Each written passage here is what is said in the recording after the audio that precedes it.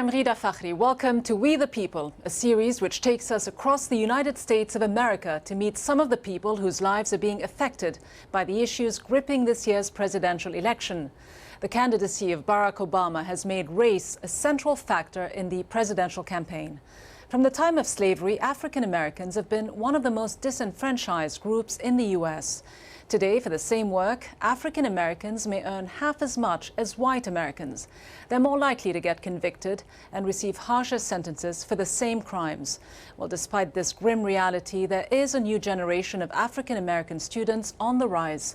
Obama's speeches inspire them, and the prospect of seeing the first African American elected president of the U.S. galvanizes them. We followed two African-American teenagers in Washington, D.C., embracing Barack Obama's example, who refused to let race be an obstacle to their aspirations. It is their voice, and they feel it is their time. My name is Alicia Talley. I'm 14 years old, and I live with my mother and my stepfather.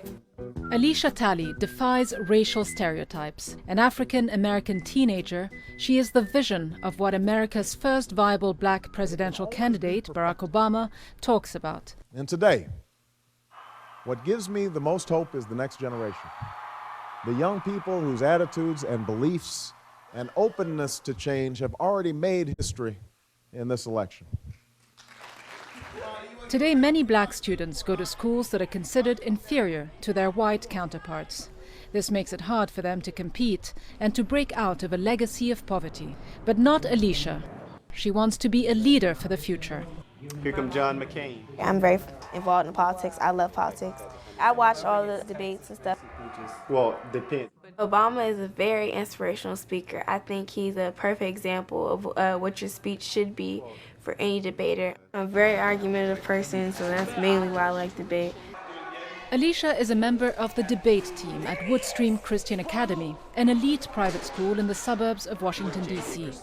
Alicia and her classmates are training for the next urban debate tournament. They will compete for the prize against the strongest public schools in the city. Need some good breakfast.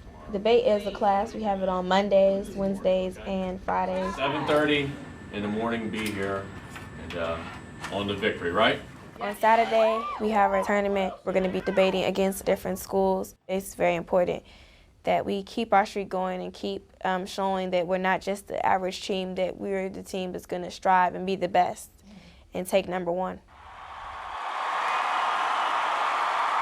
Being number one is a goal that Barack Obama has set himself in the race for the White House. His debates with the other candidates have inspired young people like Alicia, who are getting involved in politics in record numbers. Yeah, they support gay marriage. Barack Obama is a very good role model.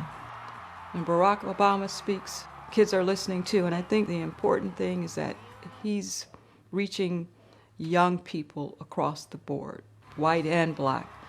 People like Alicia and the other kids on her debate team are going to be the future leaders. And it's good that he's a black person because it gives them the idea that it's possible. It makes them dream. Well, this is my room, my mirror. This is what I call my wall of dreams. And it basically has my hopes for the future.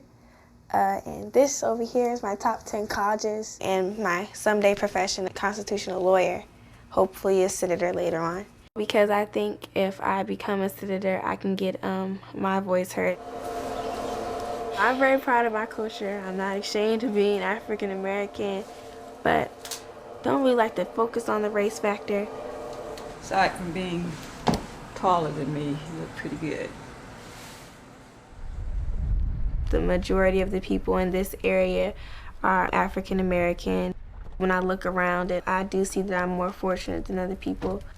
Today, now God, we pray over our worship. Just having a church community, even though I am from a broken family, I still have a lot of loved ones who are always there to support me, and everybody around this area doesn't necessarily have that. They might have just a mother or just a father.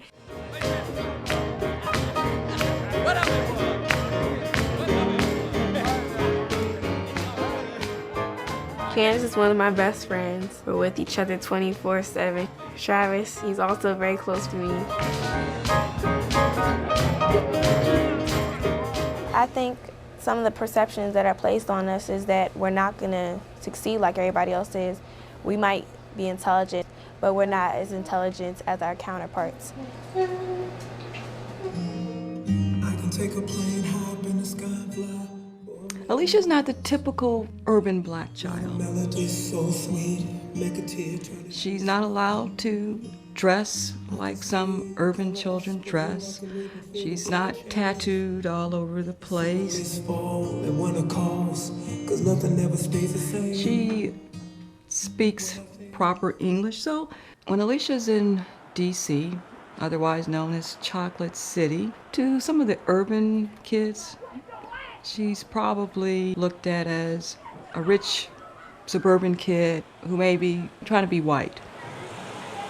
Even though this is a small school, we take our academics very seriously, and we don't just settle for average, we settle for academic excellence. Yeah, that's one of our mottos. Good afternoon, everyone. We started a debate program 3 years ago. That's really our emphasis here at Woodstream. We want our kids to go out and be world changers.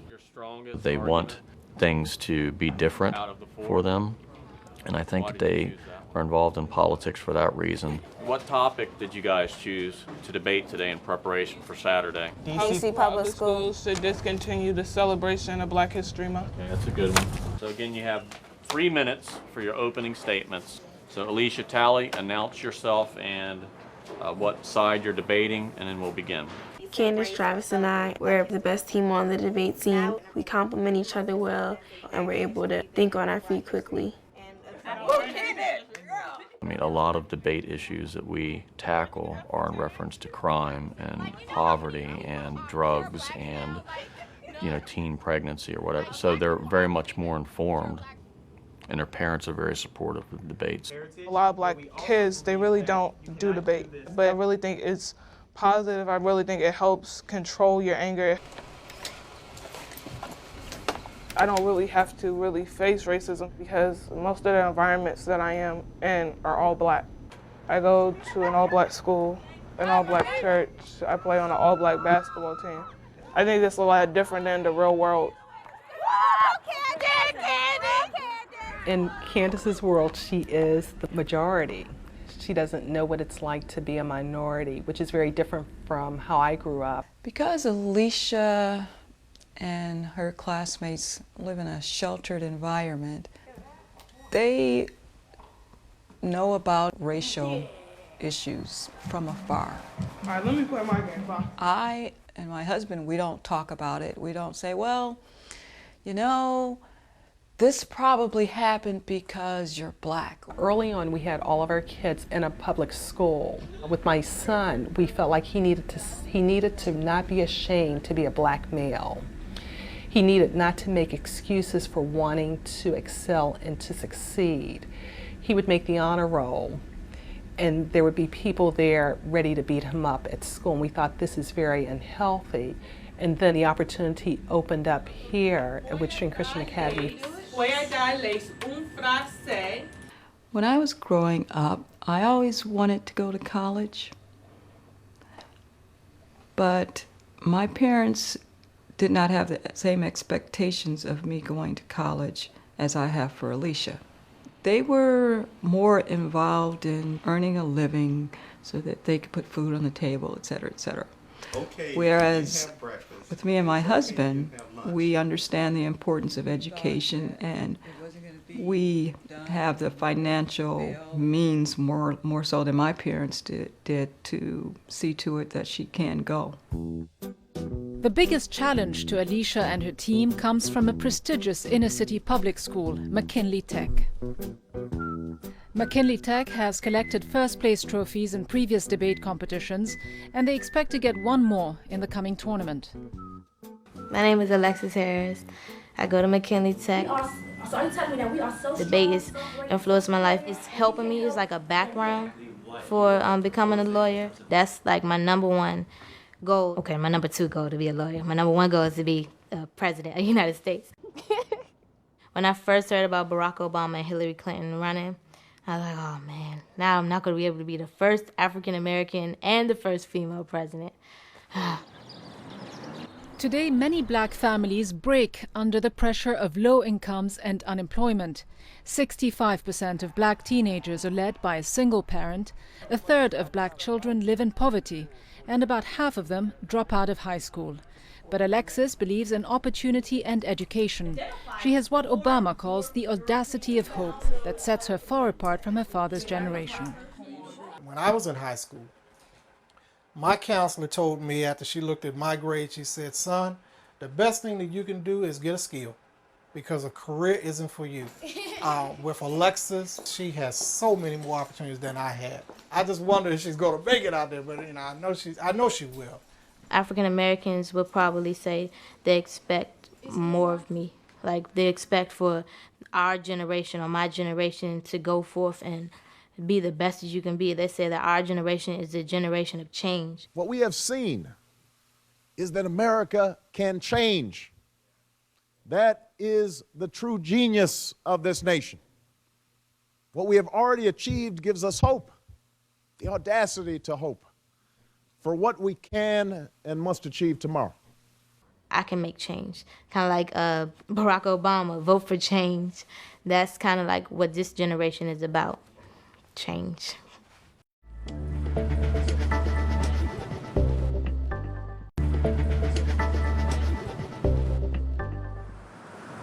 For all those who got a piece of the American dream, there are those who struggle to make it every day. About 40% of the homeless population in the US is African American and languish on street corners. Half of the population in prison is black. All right. Even for those blacks who did make it, race and racism continue to define their identity and their lives. Even today, it's like racism still exists. So if I get on the train, the majority of the people on the train could be Caucasian, and probably they'll think of me as an African American girl. Or you have another side of the train that's saying, no, that's just a girl. It's an American, she's just a girl. When are you all going to grow up and get out of my house? Tell me about school today, Frank. My father being a single father, raising 4 kids for 11 years by himself, he's achieved so much. With money-wise, when it gets tight, I'll see like the food starts to dwindle a little bit. So what I do is I try to save money. My mother choosing not to be with us, I see her as a way to make me stronger. You said if it doesn't kill you, it makes you stronger. It hasn't killed me, so I think I'm growing each day. All right, you need to get your clothes out. Can you wear this? We ran away for. And I kind of became like a mother figure to Angela. My heart to you, there is no time underneath the sky. I used to dress her, change her diapers, feed her, all this stuff. Night, dude. Go to sleep. She pretty much is the little lady of the house. And when she says something to these guys, it's like she's a drill sergeant. Type it up, save it on a flash drive, I'll check it tomorrow. If you're not in the kitchen, the light is off. Oh, yeah. For like a really small person, I have a powerful voice. I'm quiet, I keep to myself a lot. But when I speak, it's like everybody's focused on me. Celebration of Black History Month should be discontinued. I got into debate because I was always curious about it. And I knew debate was a form of arguing. And then when I got to the class, I realized it wasn't only a form of arguing, it was an art. And you have to learn like the skill of debating. Yeah, I don't know much about Woodstream, but I know for my teammates, they are difficult to beat. But we've always placed first, and this tournament will win. Of course, we know we'll win. I think their chances are very good. She brings a lot of passion. In fact, I have to slow her down sometimes because she becomes Martin Luther King, and sometimes we don't need that. So she's a strong debater, and she's a big competitor. She doesn't like to lose. I don't care what it is. Don't put your hands on me. You need to move. You need to not put your hands on me. If Mr. Roberts didn't believe in us, then we wouldn't be where we are today. We wouldn't be the first place team in D.C. Good morning, McKinley. All McKinley students are invited to the debate tournament. All debate class students will meet today after school for last preparations. Go team. All right, class, we need to get going here. We have a lot to do, and this is our last class before the big day. So first, let's look at racial profiling. Topics do matter to us because they affect our everyday lives. We know what racial profiling is, not because we've looked it up on the computer, because we've lived it. I had an incident about racial profiling. 5 police cars pulled up in front of the house, got out and told everybody to sit down and get on the ground. We weren't doing anything. This country is still not equal. We're still suffering the effects of racism. That's why they have things like affirmative action. Do you consider yourself a victim? Yes, I do. Racial profiling opens the door for law enforcement, most of whom are white, to make snap judgment decisions. It created this feeling in the community that if you were a young black man, you were assumed to be criminal. What's the resolution? I can read it. DC public schools should discontinue Black History Month. The resolution is arguing that by making it 1 month, we marginalize its contributions. I remember one time, somebody said, I hate Black History Month. And I said, why would you even say that? Why can't we talk about Jared Morgan? He invented the gas mask. That's a black man that had a drink. All right, what did you want to say? Great point. And you have got to use that in the debate. Some people argue that if it had not been for Black History Month celebrations, we would not have Barack Obama's success. You are right. Today, many Americans, they live in places where you rarely ever see African Americans. So for them, the African American history celebration has been an opportunity to get to know and to trust and to vote for someone of a different color. You're doing great. Let's keep it going. I'm feeling victory in this room. Coach Roberts may smell victory at McKinley, but across town at Woodstream, Alicia and her team are also warming up for the debate. They want to come home with a win. Just because the majority of black people are in jail doesn't mean they're being targeted because they're black. Maybe they're being targeted because they're actually doing something. There's a difference between race and evidence, Jonathan. Do you have a definition of racial profiling? I like the clash and I like speaking.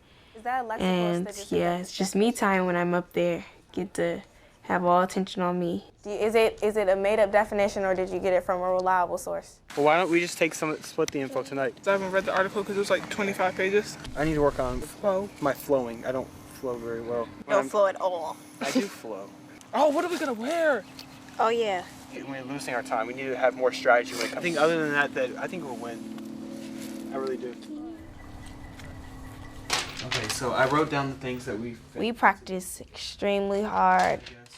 The night before every debate, we're actually over my house, Candace, Travis, and I, and we're like just packing the home. It's an all-nighter. Only to finish. They burn the midnight oil, getting the job done. They're mature enough to sacrifice their time, their weekends, studying, going to the library, that type of thing. I wake up in the morning. You have all your notes for your debate? Yes. I'll travel to McKinley Tech. And I will meet with my team, start with preparing for our debate tournament.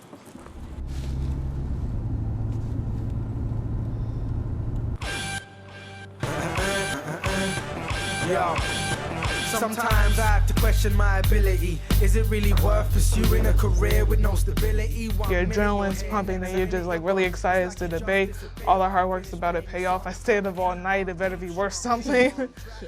We can go out there and just knock them dead. This is our house. You're coming to McKinley Tech. We will win.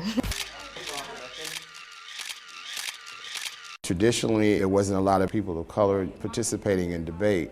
Sometimes the judges might assume that they don't know as much as their white counterpart. People have lowered expectations for many of these students because of the skin color. And I've seen the way that people reacted to the students that we took out on the national circuit. People would ignore them. Many of the students felt isolated. Race comes up all the time.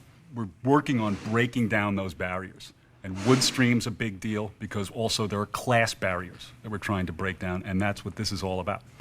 For the Woodstream students, this tournament is also a chance to get out of the exclusive preserve of a private school and mix with inner-city students who are likely to come from lower-income families. Only once the topic is announced, the students learn if they have to debate in favor or against. At that point, they're given 20 minutes to prepare their arguments. It's a race against time. In your rooms, debating. DC public schools should ban the celebration of Black History Month. Once they give that 20 minutes, it's like I'm in the zone. It's almost like in a basketball game. Before the tip-off, you might be nervous, especially if it's a big game. 4 minutes! 4 minutes! Go, go, go, go, go! The topic of debate, Black History Month, an annual celebration of African Americans who have made a real difference. Alexis and the McKinley team will argue in favor that public schools should stop teaching Black History Month. Alicia and the Woodstream team will argue against. Guys, can we pray real quick? Dear Lord, thank you for this day. We can come up with a victory, but if not, that we can deal with defeat. Good morning. My name is Alexis Harris, and I'm arguing the proposition side.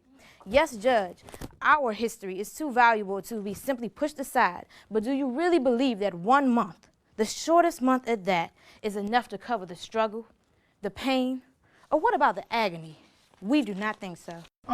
Who created air conditioning? I'm sorry, I honestly don't know that, but I do believe that it was African American. I'm not sure of the name at this moment. They don't even know some of these key people's names, so therefore we have still not done our job. Yes. Are you aware that here at McKinley Technology High School, we have an African American course that is not only studied during February? Okay, I understand that you're aware that I said it's as much study in depth. Everybody's not required to take that course, so I'm just not going to concede to your point. And we said from the very beginning that it is a requirement.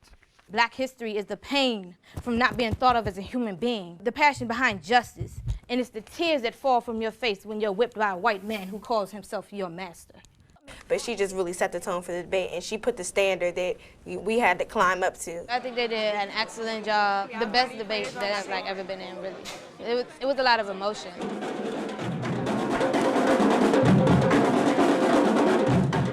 In third place, from Bell, Michelle Cole, Veron Dennis, and Christian Moreno. Second place, with a record of 4-0, the Woodstream team of Candace Brown, Travis Odell, and Alicia Talley. Come on down. And finally, in first place, with 36 total wins, McKinley.